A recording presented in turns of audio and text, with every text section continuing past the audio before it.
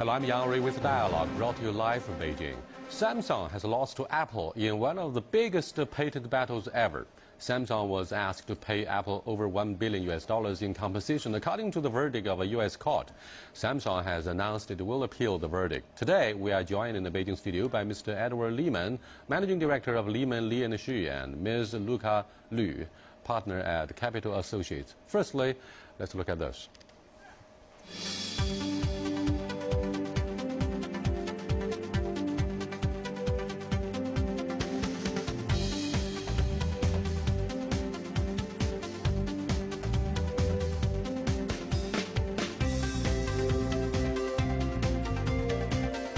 A fight between the world's two technology giants. A U.S. jury delivered a major blow to Samsung last Friday, ruling that the South Korean tech company had copied parts of Apple's iPad and iPhone. Samsung had been ordered to pay Apple more than $1 billion in damages. The decision in the U.S. courts is the culmination of a year-long showdown over which company's smartphone and tablet designs came first. Apple claimed Samsung deliberately copied its iPhone and iPad designs and some of their features, seeking $2.5 billion in damages.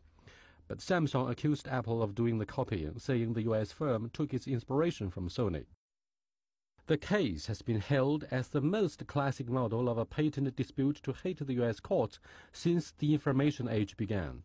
This is just one tiny corner of a much larger war that's being fought. No matter what these jurors decide, this war will go on.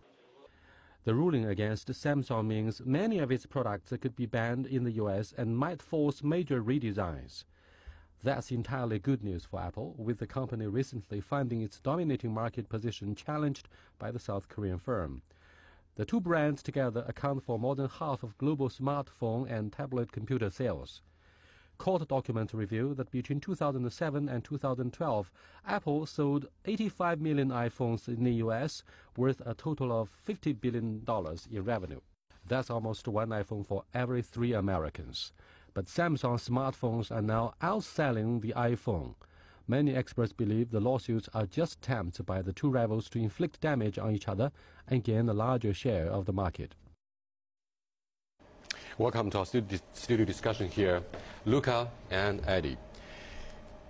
In its response to the verdict by the U.S. court, spokesperson of Samsung says that this should not be the